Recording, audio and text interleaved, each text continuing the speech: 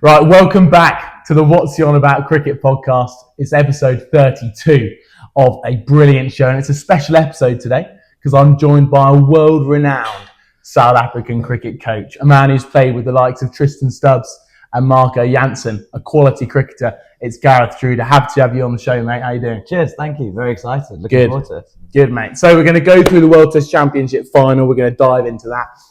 England-India predictions, have a look at the teams. Then we're going to have a look at the three palindrome cricketers past Aiden Markram who have ever played the game. So we're going to try and guess that one as well.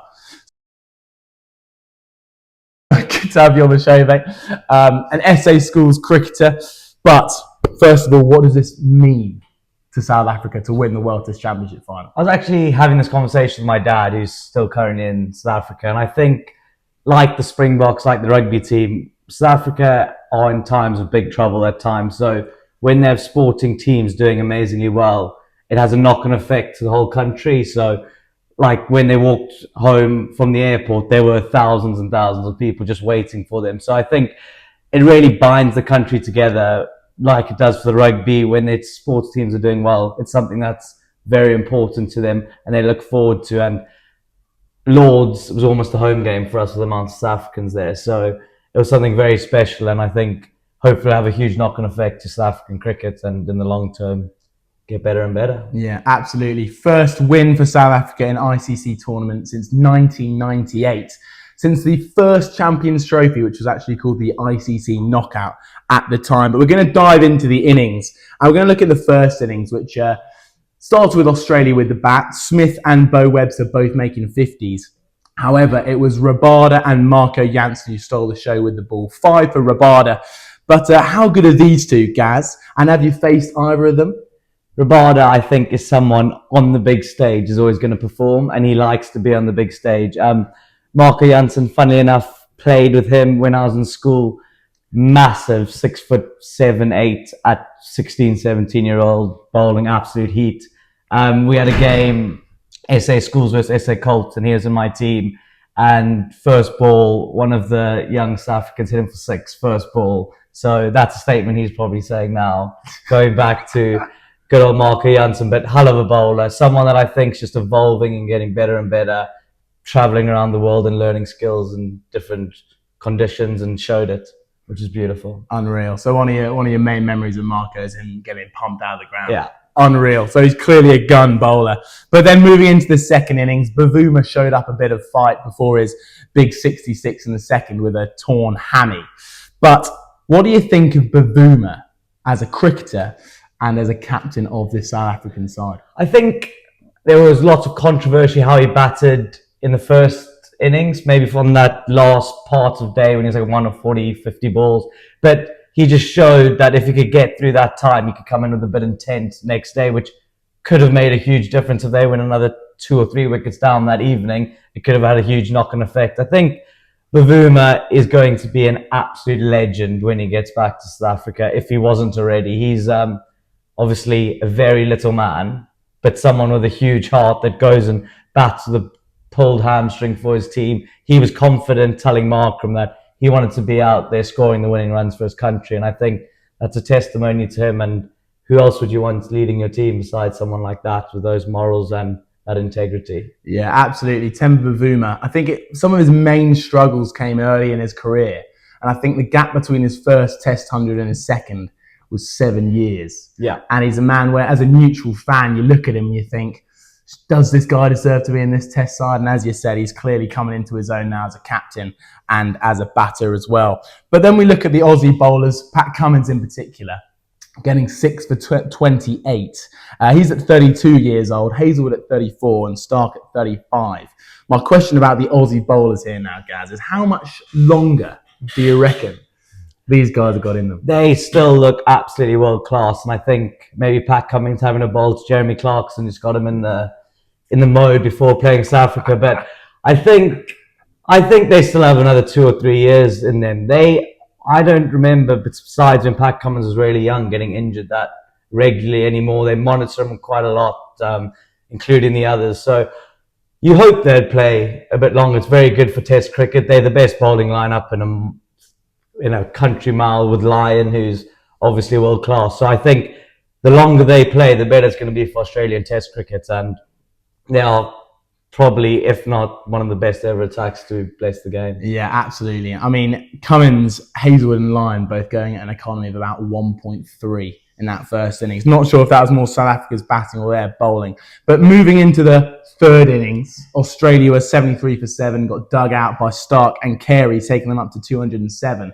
But again, Rabada with the ball, and this time Lungi and Ngidi taking three for 38, silencing those haters. I hear you got a bit of a story about Lungi and Ngidi, guys. Let's hear it. So I was lucky enough to go to a very good school in South Africa, and he was my head of house in my boarding house. But obviously, very well bowled in the third innings and brought us back into the game. But he was someone who was very, very underprivileged, and Hilton reached out to him to try to give him a scholarship to get him to come to the school and have the experience. And he lived about an hour away from our school and didn't have enough money to pay for the taxi to get to the interview. Wow. So the school offered to pay for it.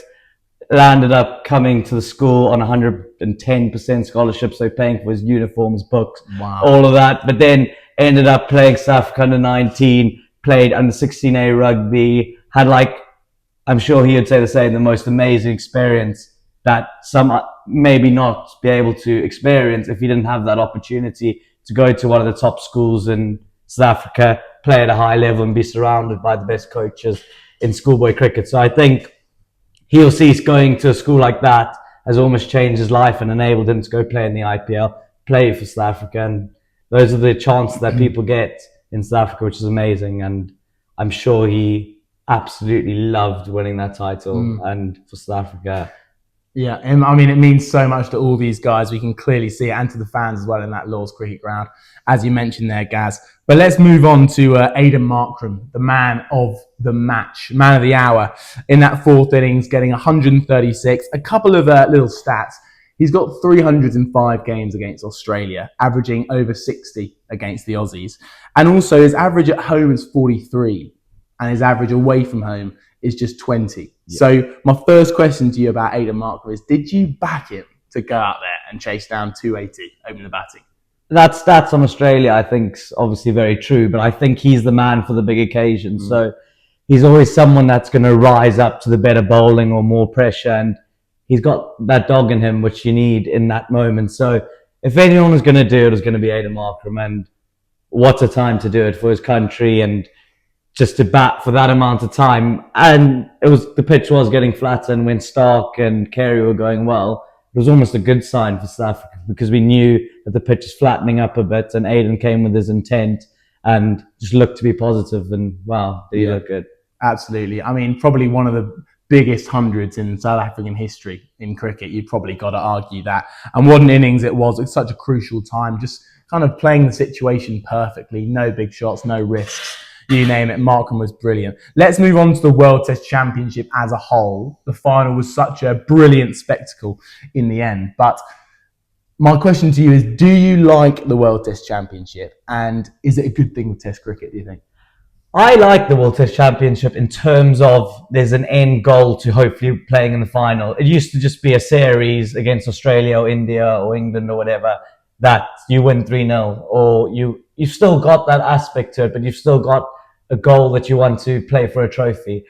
The other argument of that is everyone's going on about how South Africa made it playing in the lesser, better, terrible English, but countries, and they've worked their way to get to the final, which arguably they haven't played any top three nations. But in saying that, they've gone in a one-off test and beaten arguably one of the best teams in the world. So there's two sides of the story that I can see why both people don't like it and do like it. But I like that having a final, and it represents the white ball, how it should for the red ball. Yeah, absolutely. I think it kind of highlights to the world how I think English people see Test cricket, because English see Test cricket as the pinnacle. You know, there's more emphasis on each ball, each day, each session. Everything really matters to English people in Test cricket. And I think what the World Test Championship does is it kind of improves that kind of energy surrounding the kind of the smaller period of time in Test cricket, absolutely. You know, with something on the line at the end of the day. So World Test Championships is a great thing from both our perspectives. Maybe some things can be ironed out, but it's definitely moving in the right direction for Test cricket. There's talk among the ICC that they are keen to move towards 4-day tests. So, Gaz, I am seriously against this. I'm not a fan of 4-day tests. Stick to 5 days is what I say. What do you say, Gaz? I think the tradition of test match cricket has always been 5 days. And if they want test match cricket to stay how it is and not die, as it's saying it might go, you must stick to 5-day tests. All the best test matches that happen, maybe bar this final that just happened, end on the 5th day, don't they? So I think sticking to 5 days is where you're going to see your best cricket. You're going to see the last hour going into play with all 3 results happening, and that's what we want. So absolutely stick to 5-day cricket. Yeah, can you imagine the uproar if, after 4 days it's set up for a great final day, whether that's in the final or in an Ashes test. It's only going to produce so much uproar and disgust. Absolutely. If games are left unfinished and drawn. We're always trying to eradicate the draws. Stokes and Bazball are trying to get rid of these draws. But if you get rid of the 5th day, that could cause, exactly. Feels absolutely wrong, doesn't it? Talking about 5-day test cricket, Gaz, let's move on to England versus India. And we'll start on the England test team. And the first question for that is at the top of the order with number 3, Bethl or Pope. I'll give my views in a minute, but from your point of view, despite Pope's 171 against Zimbabwe, who's your man? I've always rated Pope very, very highly, but I think he's got enough chances, and obviously scoring 170 against them, hundreds of hundreds. But I do believe Bethl deserves a chance. In New Zealand, he stepped up going into number 3 and made it look his own, and he's just getting better and better and better. And you hear loads of podcasts and people talking that he's the next big thing. So I think get him in. I would love to see him batting at 3 and then go from there. Obviously, it's unfortunate for Pope, but maybe his chance will come in another way. Yeah, I think the one drawback about Jacob Bethl, everyone sees his talent, don't they? Yeah. Everyone sees that this guy is ridiculously, talented. And the only issue for me drawing him back is that he's got no professional hundreds. Not first class, not T20, not 50 over cricket. He's got no hundreds at all. Highest first class score coming against New Zealand. And I think his second one was also against New Zealand as well. So there's that element of, we love Jacob Bethl as a player. For me, I think he's a better cricketer than Ollie Pope. I agree with you. But the fact that he doesn't have that professional 100 just sets Ollie Pope a little bit above the rest. And go on. Absolutely, but he's also got that left arm orthodox that adds another string to his bow that could be very important. He's a very good fielder, as is Ollie Pope, but if Pope's going to play, he's going to play just as a batter. At least you've got Bethl that could bowl his left arm spin, and as I know we're going into later, Bashir on a bad day is quite bad. Whereas Bethl in the white ball, I know red ball's very different, but in the white ball, he's very handy. Second choice spinner, and sometimes even plays as the first choice spinner. So he's someone that could be very handy and take the bit of pressure off Bashir. Yeah, so Gaz, if the ball's in your court, your selector for the first test, bearing in mind we got the Ashes after these 5 tests of India, do you think Jacob Bethl is the man to bat at number 3 against India and take us into the Ashes? Bethel's your man, 100%. Wow. Because I think there's that argument, isn't there, that England need a settled side going into the Ashes. And, maybe you could say that 5 tests against India is not enough to prepare you for the Ashes. But does Bethl need any preparation? I mean, no, I don't think so. No, Definitely not. Agreed. So let's move on to the man you mentioned being bad on his bad day, Shab Bashir. I'll give you a few stats here. He's averaging 36 with the ball in first class cricket. But this is what I want to say to you. Bashir has actually played more test matches for England than he has done 4 days for county. And also he's got 75% of his first class wickets in test cricket. So 3/4 of all his wickets have come in test cricket for England. Do you think, Gaz, he's the spinner moving forward for the Ashes? Well, we're contradicting ourselves a little bit when myself was saying with Bethl, and now we're putting Bashir, not taking any county wickets, but he should play test cricket. But absolutely, I think he's not your man. I think Dale Benkenstein, who was my coach at school, said off spinners shouldn't play the game because they're easy to face. So I only think there's one off spin in the world, and that's Nathan Lyon.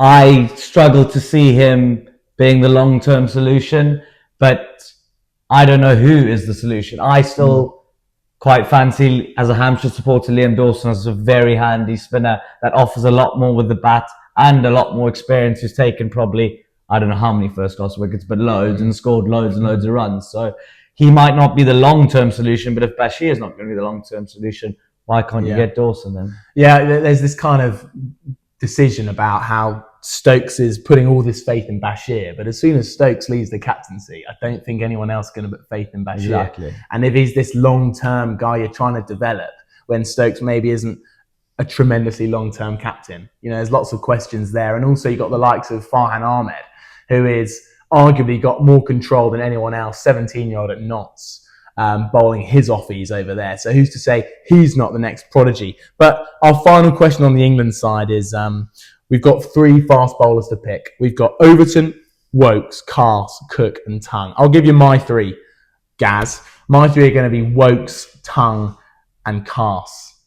Do you agree with that? And what do you think maybe about Jamie Overton just getting lumped in there from the white ball squad? I would back that up 100%. I think firstly, who wanted to see Woakes on your screen for 5 days? Tremendous looking lad who bowls lovely away swingers and always feels like he's going to be in the game in England. And offers batting at 8, could score runs.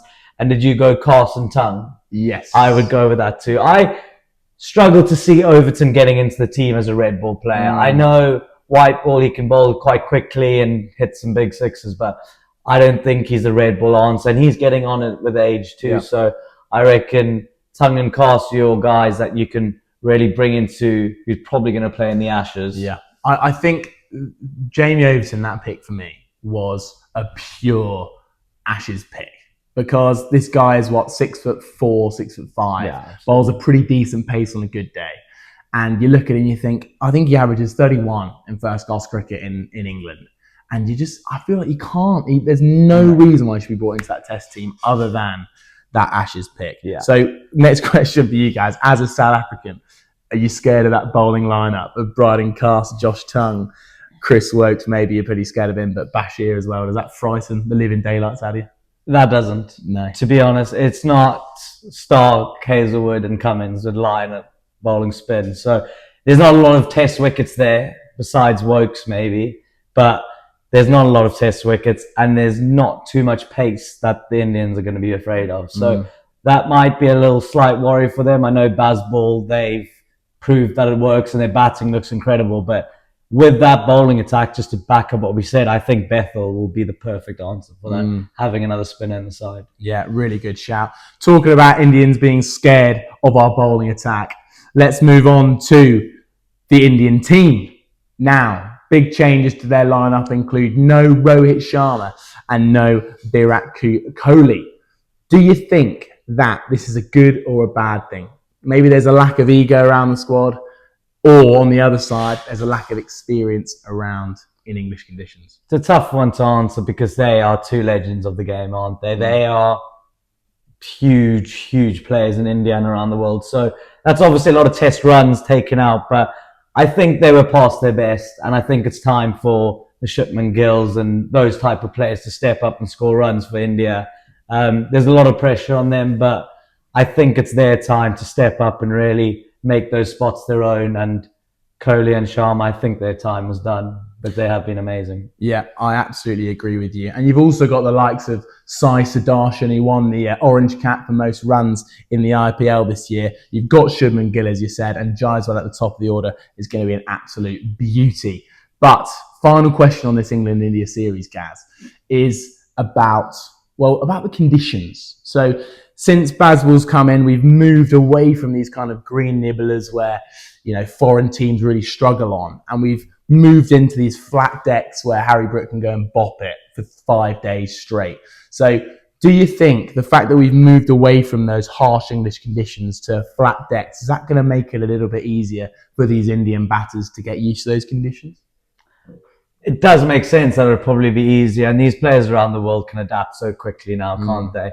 I think it'll always still be in England's favour because they've played in these conditions their whole life. But it is going to be a lot easier for the English batters and Indian batters to adapt. But personally, I would say if you looked on the lineups, that the English batting lineup would be a lot stronger and have proven themselves with a lot more runs compared to the Indian lineup. So there's a lot more experience for the English batting definitely going into the series, but it's going to be something to watch, and I'm sure to bring great entertainment along the way. Great test cricket, won't it? Absolutely right, man. So final predictions for England versus India. You got 5 tests. We're at Leeds, Edgbaston, Lords, Old Trafford, and then the Oval for the 5th test. What do you reckon, Gaz? There'll be it's tough to say if there will be a draw, but with baseball going on, but you always fancy a bit of rain when you're in England. So I am going to go 3-1 England. Great shout. I've gone 4-1 because I think the only test we'll lose is probably Lords, because England always seem to lose at Lords. So on to the final part of the show. We've got 3 palindrome cricketers. I'll reveal 2 to you now. We've got 1 South African, 1 West Indian, and we've got 1 English cricket legend. It's the part to be nervous about. It is the part to be nervous about, mate. You better be worried, because I'm going to test you on the South African cricketer in a minute. But the English legend is Bob Willis. Well done if you got that one at home. Then we've got Viv Richards from the West Indies, and then we've got 1 South African cricketer. Gaz, do you want to give it a try? I will give it some thought, but I am struggling, so you're going to have to give me a slight clue. All right, I'll tell you. He's a top order batter. Is he still playing now? He is not. He's recently ended his career. Okay. He might be playing in the minor South African leagues. I'm sure he's still giving it a whack. Faf du Plessis. Faf du Plessis. There it is. What a great South African, eh? So on that note, make sure to leave a 5-star review. Gaz, it's been a pleasure having you on the podcast. Make sure to check him out at Gaz Struder Coaching on TikTok. Some great content over there. Leave that 5-star review. Follow on all social medias, and make sure to ask yourself, what is he on about? Cheers.